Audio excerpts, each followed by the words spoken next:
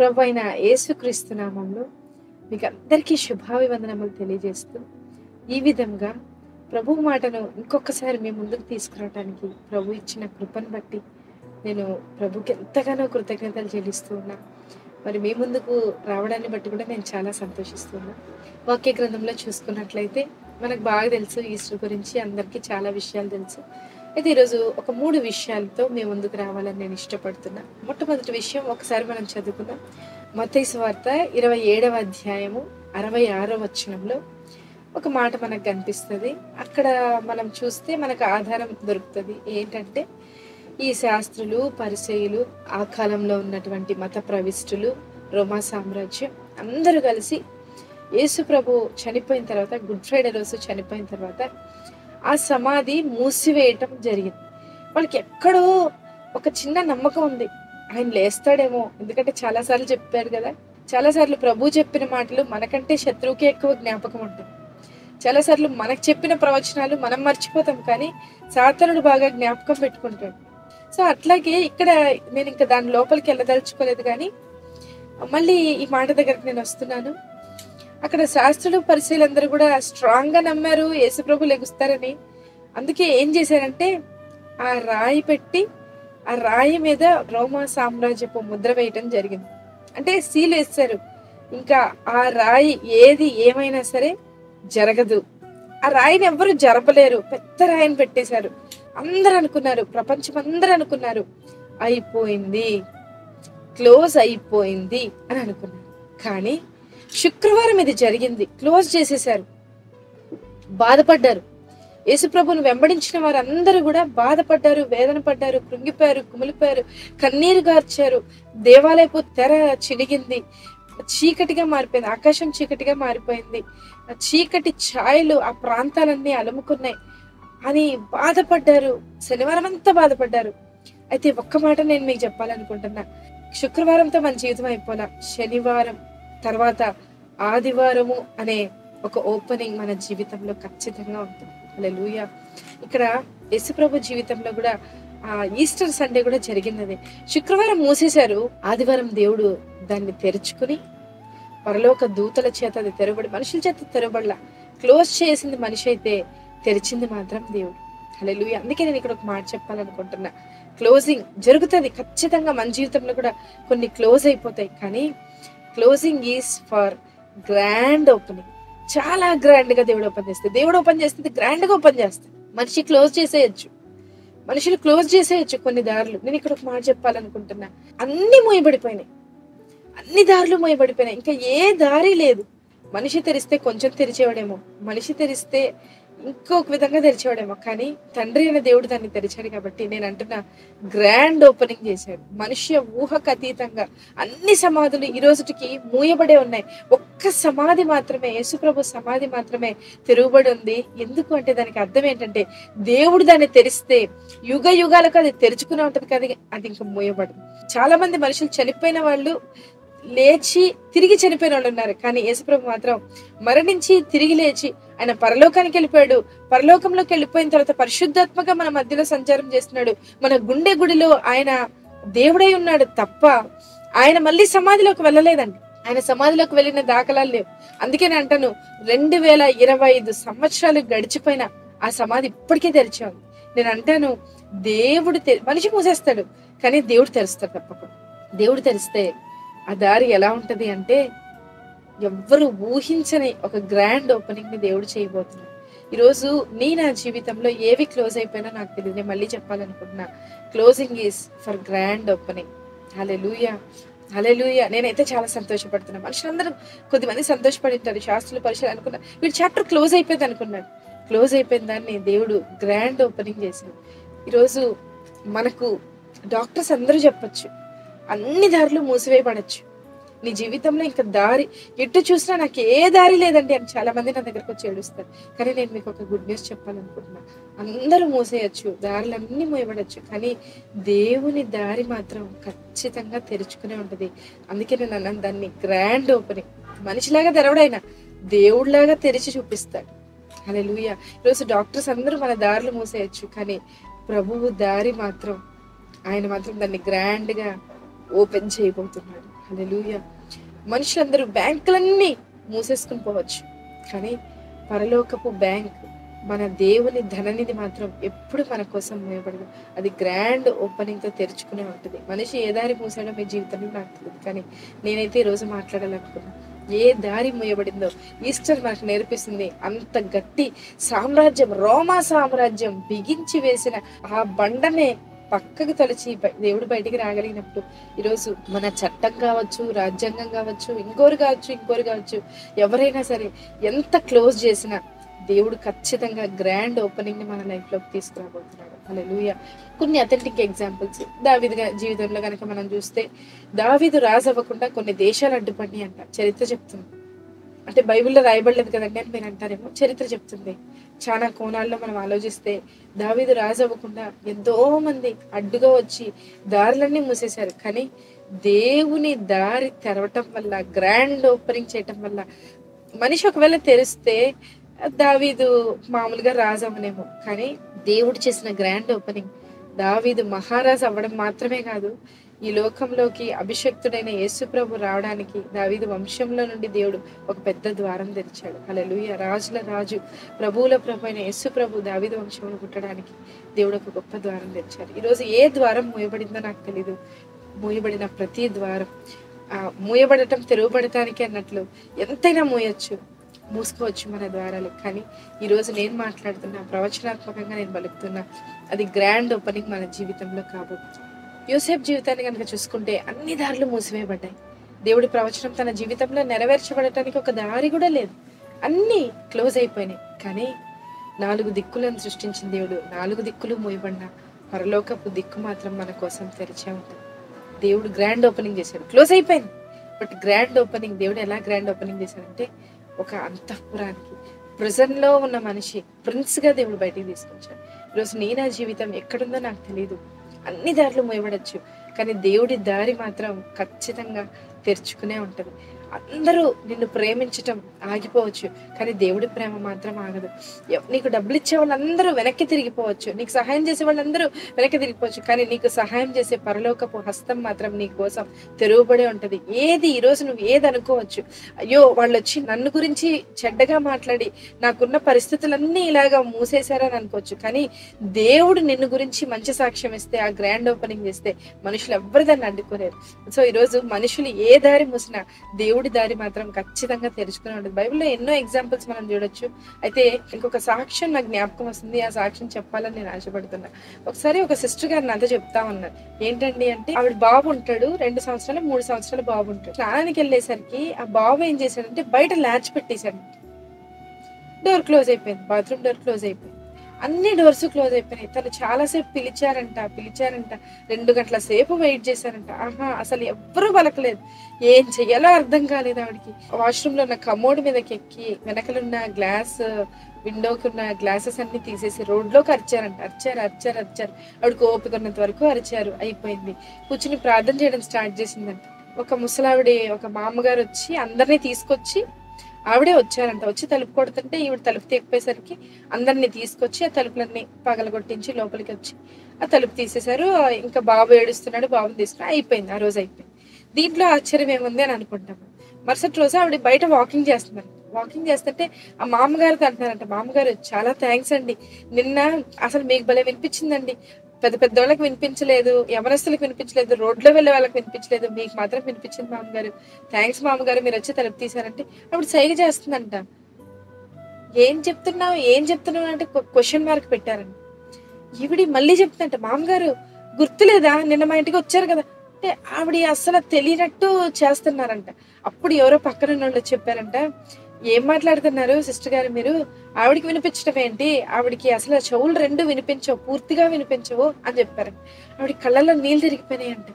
అరే, చెవులు వినిపించే వాళ్ళకి వినిపించలేదు, ఇది దేవుడి కార్యమే. ఖచ్చితంగా నేను పిలిచినప్పుడు వినిపించలేదు, డోర్స్ అన్ని మూసుకుపోయినాయి, కానీ దేవుడు మాట్లాడితే చెవిటోళ్ళు వచ్చి నా కోసం తలుపు తీస్తారు, దేవుడు మాట్లాడితే చెయ్యలేని వాళ్ళు వచ్చి కార్యాలు చేస్తారు, దేవుడు మాట్లాడితే ఇశ్రాయేలీయులు నడుస్తూ ఉన్నారు, అరణ్యమంతా మోయబడింది, ఎక్కడి నుండి 30 లక్షల మందికి నీళ్లు వస్తాయి, అన్ని మోయబడినాయి. వాళ్ళు అనుకున్నారు ఎక్కడి నుంచి, మట్లో నుంచి మాకు ఇస్తాడేమో, లేకపోతే ఎక్కడి నుంచి వస్తుందో మాకు తెలియదు, అన్ని మోయబడిన దేవుడు ఒక మాట అన్నాడు, అన్ని దారులు మోయబడచ్చు, కానీ మిమ్మల్ని పోషించే దేవుడు నేను బ్రతికున్నంత వరకు పరలోకం అనే దారి మోయబడలా. పరలోకాన్ని తెరిచాడు.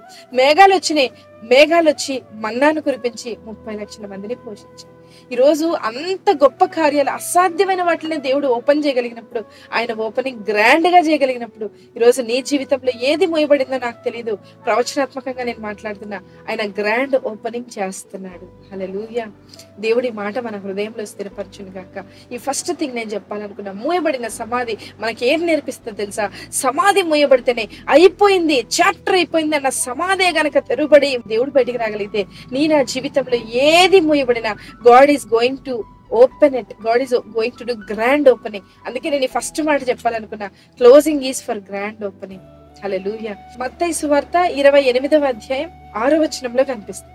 సెకండ్ చెప్తున్నా, ఎండ్ అయిపోయింది అనుకున్నారు వాళ్ళందరూ, ఆయన చాప్టర్ క్లోజ్ ఎండింగ్ అనుకున్నారు. కానీ దేవుడు ఏం చేశాడు తెలుసా?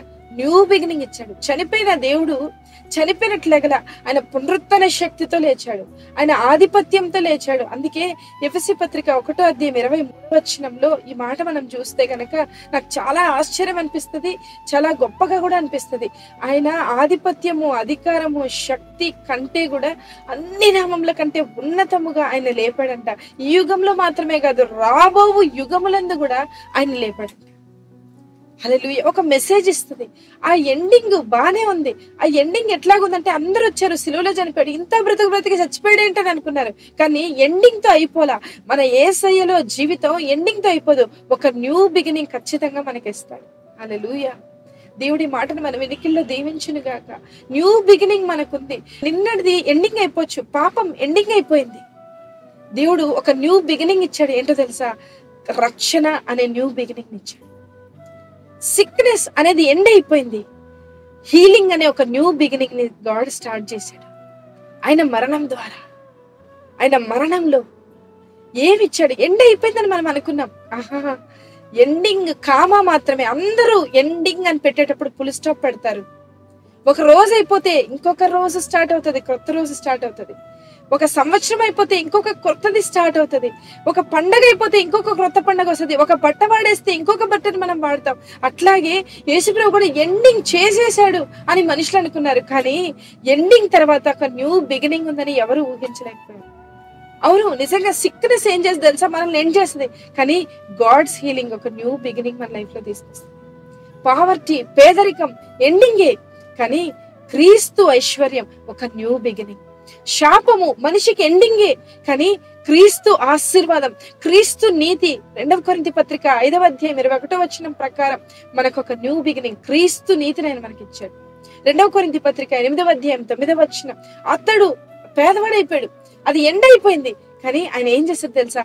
ఆయన పేదరికంలో మనల్ని, ఆయన దరిద్రతలో మనల్ని ఐశ్వర్యవంతులుగా చేశాడు. హల్లెలూయా. న్యూ బిగినింగ్ ఉంది. ఎండ్ అయిపోయింది అనుకోక్కర్లా. నా జీవితం అయిపోయింది. చాలా మంది నాతో చెప్తుంటారు, నా జీవితం అయిపోయింది అక్క, మళ్ళీ కొనసాగేది అంటూ లేదు. కొనసాగేది, ఆ జీవితం కొనసాగదు, కానీ దేవుడు ఒక కొత్త జీవితాన్ని కొనసాగిస్తాడు. అందుకే ఈ వాక్యం సెలవిస్తా ఉంది, పాతవి గతించిపోయాను, సమస్తము క్రొత్తమైన. క్రీస్తు మరణం ద్వారా, క్రీస్తు మరణాన్ని నమ్మడం ద్వారా, క్రీస్తును హృదయంలోకి అంగీకరించడం ద్వారా నీ పాత జీవితం ఎండ్ అయిపోయింది. ఒక న్యూ బిగినింగ్ ని గాడ్ నీ జీవితంలో స్టార్ట్ చేశాడు. ఈ సాక్ష్యం నేను ఎప్పుడు చెప్తూ ఉంటాను, మళ్ళీ మీకు చెప్పాలనుకుంటున్నా. ఒకసారి నేను ఆటోలో కూర్చున్నాను, ప్రయాణం చేస్తూ ఉన్నా, చర్చికి వెళ్తూ ఉన్నా. ఆటో డ్రైవ్ చేసే అబ్బాయి, చాలా చిన్న అబ్బాయి, 17 సంవత్సరాలు ఉంటాయేమో. ఆ బాబు నములుతున్నాడు, ఊసేస్తున్నాడు, నములుతున్నాడు, ఊసేస్తున్నాడు. నేను అడిగా, ఏంటి అలాగా నములుతున్నావు, ఊసేస్తాను? అబ్బాయి అన్నాడు, గుట్కాలు వేసుకుంటున్నాను అక్క అన్నాడు. అరే నీకు ట్రీట్మెంట్ ఉంటదయ్యా, ట్రీట్మెంట్ చేస్తే బాగవుతుందయ్యా అంటే, ఒకసారి వచ్చాడు, హాస్పిటల్కి వచ్చాడు. చూస్తే ట్రీట్మెంట్ జరగడానికి అవకాశం లేదు. మొత్తం నోరు మొత్తం పూసేసి పుండయిపోయింది. నేను అన్నాను, మానేసుకో తమ్ముడు అని అంటే, నేను మానలేకపోతున్నాను అక్క, ఇంకా నా లైఫ్ ఇంతే, నన్ను వదిలేయండి అన్నాడు. బలవంతంగా చర్చికి తీసుకెళ్ళా.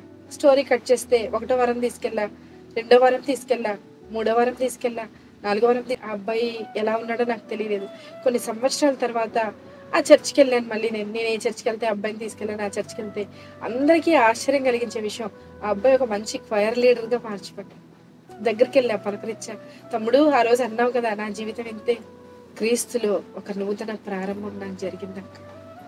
లోకంలో ఉంటే నా జీవితం ఎండ్ అయిపోయేది, కానీ క్రీస్తులో ఒక నూతన ప్రారంభం. ఒక న్యూ బిగినింగ్ని నేను చూశాను. ఈరోజు ఎండింగ్ అనుకుంటున్నాను, కాదు, ఇది అంతం కాదు. నీకు ఒక న్యూ బిగినింగ్ ఉంది. నీ జీవితంలో దేవుడు ఒక న్యూ బిగినింగ్ ఉంచాడు. మోషే అనుకున్నాడు, ఈ అరణ్యంలోనే నేను ఎండ్ అయిపోతానని. దేవుడు అన్నాడు, అరణ్యంలో ఎండవడానికి నేను నిన్ను పిలవలా మోషే. ఫరో ముందు నిలబడి లక్షల మంది సైన్యాన్ని బయటికి తీసుకురావడం ఒక న్యూ బిగినింగ్ నీ జీవితంలో తీసుకొస్తా. కొత్త సంవత్సరం వస్తే అందరూ హ్యాపీ న్యూ ఇయర్ అంటారు కదా. కొత్త సంవత్సరంలో న్యూ బిగినింగ్ ఉందో లేదో నాకు తెలియదు, కానీ క్రీస్తులో నూతన ప్రారంభం మాత్రం ఖచ్చితంగా. ఈస్టర్ మనకి ఏం నేర్పిస్తుంది అంటే, అన్నీ అయిపోయినాయి, సమాధి చేయబడినాయి, కానీ ఒక కొత్త ప్రారంభం అక్కడి నుండి ప్రారంభమైంది. కొత్త శకం ప్రారంభించబడింది, కొత్త టెస్టమెంట్, కొత్త నిబంధన ప్రారంభించబడింది. క్రొత్త ద్రాక్షరసం మనకు, క్రొత్త నిబంధన, క్రొత్త రక్తం, నూతనం, అన్నీ నూతనం చేసేసాడు. న్యూ బిగినింగ్ ని తీసుకొచ్చాడు. పాతవి గతించిపోయినాయి, సమస్తం నూతవి. New new new everything new. కొత్త కార్యాలు దేవుడు నీ జీవితంలో చేయబోతున్నాడు. కొత్త అద్భుతాలు చేయబోతున్నాడు. మునుపెన్నడూ చూడని ఆశ్చర్యమైన కార్యాలు చూడబోతున్నాం. నీ ముందు 10 తరాలు, నీ తర్వాత 10 తరాలు చూడని గొప్ప లైఫ్ ని దేవుడు నీ జీవితంలో చేయబోతున్నాడు. నమ్ముట నీ వల్ల అయితే, నమ్మువానికి సమస్తం సాధ్యమే. ఈస్టర్ మనకు నేర్పించేది అదే. ఏదో మామూలుగా ఈస్టర్ చేసుకుని వెళ్ళిపోవడం కాదు. యేసుప్రభు లేచాడు, పాటలు పాడేసుకోవడం, క్రీస్తు నేడు లేచని కాదు, కానీ ఆ క్రీస్తు లేస్తూ లేస్తూ ఏం చేసేది తెలుసా? నీకు నాకు ఒక న్యూ బిగినింగ్ ని, న్యూ లైఫ్ ని ఇచ్చాడు. ఆయన మరణం బానే ఉంది, కానీ ఎఫెసీ పత్రిక 2వ అధ్యాయం 2వ వచనం ఏమని చెప్తుందంటే, నిన్ను క్రీస్తుతో కూడా బ్రతికించాడు.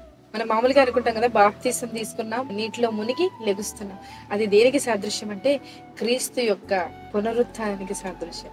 ఎలా అయితే క్రీస్తు సమాధి చేయబడి 3వ దినాన తిరిగి పునరుత్థాన శక్తితో లేచాడు, నిన్ను నన్ను కూడా అదే నూతన జీవంతో, అదే అధికారంతో, శక్తితో, బలముతో, ఆధిపత్యంతో ఎఫెసీ పత్రిక 2వ అధ్యాయం 2వ వచనం ప్రకారం క్రీస్తుతో కూడా బ్రతికించాడు. నిన్ను మాత్రమే బ్రతికించలా. నువ్వు బాప్తీసం తీసుకుని ఆ నీటిలో నుంచి బయటకు వచ్చినప్పుడు ఎలా బ్రతికించబడ్డావని నీ నా నమ్మకం అంటే, క్రీస్తుతో కూడా మనం బ్రతికించబడ్డాం. పేతురు జీవితం అంతా చేపలు పడుతున్నాడు. అబ్బా, చేపలు పట్టి పట్టి పట్టి ఎండింగ్ అయిపోయింది. కానీ అందరూ అనుకున్నారు, ఇంక వీడు చేపలు పట్టలేడు అని అనుకున్నారు. కానీ ప్రభు అన్నాడు, నీ లైఫ్ లో ఒక న్యూ బిగినింగ్ ఏంటో తెలుసా? నువ్వు చేపలు పట్టవు, ఈ రోజు నుండి మనుషులు పట్టే జాగ్రత్తగా నేను చేస్తాను. 3వ మాటగా ఇంకొక మాట మాట్లాడదామని అనుకున్నాను. యోహాను సువార్త 20వ అధ్యాయం 7వ వచనం. దాంట్లో గమనిస్తే, యేసుప్రభు అంట మరణించి తిరిగి లేచిన తర్వాత ఏం చేశాడంటే, వీళ్ళందరూ సమాధి దగ్గరికి వెళ్ళారు. యేసుప్రభుని చూడటానికి వెళ్తే అక్కడ వాళ్ళకి కనిపించింది ఏంటంటే, ఆయనకు చుట్టబడిన నార వస్త్రాలు మడత పెట్టేశాడు. యేసుప్రభు దేన్ని మడత పెట్టాడయ్యా అంటే, మరణాన్ని మడత పెట్టాడు, జీవాన్ని ఓపెన్ చేశాడు. ఒకటి మడత పెట్టాడు అంటే ఒకటి తీయాలి. మామూలుగా మీరు గమనించారో లేదో, వింటర్ సీజన్ వెళ్ళిపోతుంది అన్నప్పుడు ఈ రజాయిలు, తర్వాత జంఖానాలు, ఇవన్నీ కూడా మడత పెట్టి పక్కన పెట్టేస్తాం. మీ ఉద్దేశం ఏంటో నాకు తెలియదు, నా ఉద్దేశం ఏంటో తెలుసా? ఇంకా వీటితో పని లేదు. యేసు ప్రభు తన చుట్టూ చుట్టిన మరణపు వస్త్రాన్ని మడిచి పక్కన పెట్టేశాడంటే అర్థం ఏంటంటే, ఇంకా మరణపు వస్త్రంతో నీకు నాకు పని లేదు. నీకు నాకు దేంతో పని? దేన్ని నేను విప్పుతున్నా అంటే రక్షణ వస్త్రాన్ని విప్పుతున్నా. ఆ రక్షణ పొందుకుంటే నువ్వు మరణించవు. నువ్వు ఇక్కడ కళ్ళు మూసుకుంటే పరలోకంలో కళ్ళు తెరుస్తావు. అందుకే మీరు గమనించండి, లాజరు సమాధి దగ్గరికి వెళ్ళి ఏమంటాడంటే, నిద్రపోతున్నాడు అంటాడు. యైరు కుమార్ దగ్గరికి వెళ్ళి నిద్రపోతున్నాడు. చనిపోయిన ప్రతి ఒక్కరి దగ్గరికి వెళ్ళి యేసుప్రభు ఏమంటే, నిద్రపోతున్నాడు అంటాడు. అంటే దానికి అర్థం ఏంటి అంటే, యేసులో మరణం లేదు. యేసులో మనం గనక నిద్రపోతే ఖచ్చితంగా పరలోకంలో మనం కళ్ళు తెరుస్తాం. ఫోల్డ్ చేసేసాడు, బట్టలు ఫోల్డ్ చేసేది. ఆయన ఉద్దేశం ఏంటి అంటే, ఇంకొక ఎగ్జాంపుల్ మీకు బాగా అర్థమయ్యేటట్టు చెప్తా.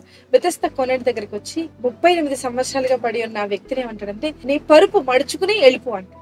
దానికి అర్థం ఏంటి? నేను చాలాసార్లు ఆలోచించా. అప్పుడు నా హృదయంలో ప్రభు పెట్టిన ఆలోచన మీతో పంచుకోవాలని నేను కోరుకుంటాను. దానికి అర్థం ఏంటి అంటే, అలాగా మడత పెట్టేస్తే ఇంకొకరు ఆ స్థలంలోకి రాకూడదు. నీ బెడ్ ఉందనుకో, వస్తారు, ఇంకొకళ్ళు వస్తారు, అక్కడ పడుకుంటారు. కానీ నా ఉద్దేశం ఏంటో తెలుసా? అలాగా ఇంకొకరు వచ్చి ఆ బెతస్దా దగ్గర పడిపోకూడదు. ఇంకొకరికి స్వస్థత కావాలంటే కల్వారి సిలువలో నా గాయముల్లో స్వస్థత. ఆ మరణపు బట్ట నా చుట్టూ వేయబడింది కదా, నేను రోజు దాన్ని మడిచిపెట్టేశా. దీన్ని మూసాడు, దీన్ని మడత పెట్టేశాడు. ఎందుకో తెలుసా? సమ్మర్ లో ఏం చేస్తామంటే, వింటర్ క్లాతింగ్ అంతా ఫోల్డ్ చేసి పెట్టేసి సమ్మర్ లో కొత్త క్లాతింగ్ వాడతాం. దాన్ని ఫోల్డ్ చేసామంటే ఇది ఓపెన్ చేస్తాం.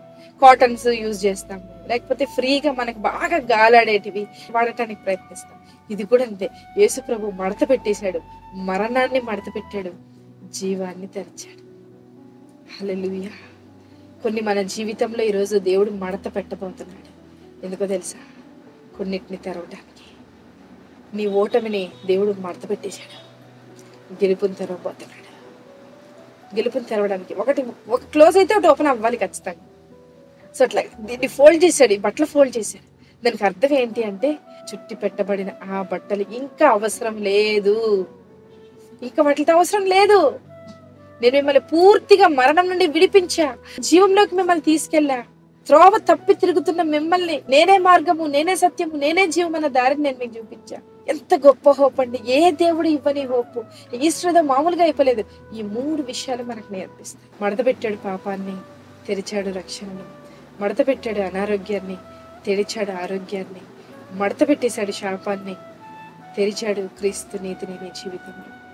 ఖచ్చితంగా ఈ మాటలు మిమ్మల్ని ఆదరిస్తాయని, మీకు ఒక కొత్త నిరీక్షణ ఇస్తాయని, మీ విశ్వాసాన్ని బలపరుస్తాయని నేను కోరుకుంటున్నాను. మాటలు మీ ముందుకు తీసుకురావడానికి ప్రభు ఇచ్చిన కృప, ఆలోచనలు బట్టి ప్రభుని నేను స్తుతిస్తున్న ఈ మాటలు మీ జీవితంలో నెరవేర్చబడును గాక.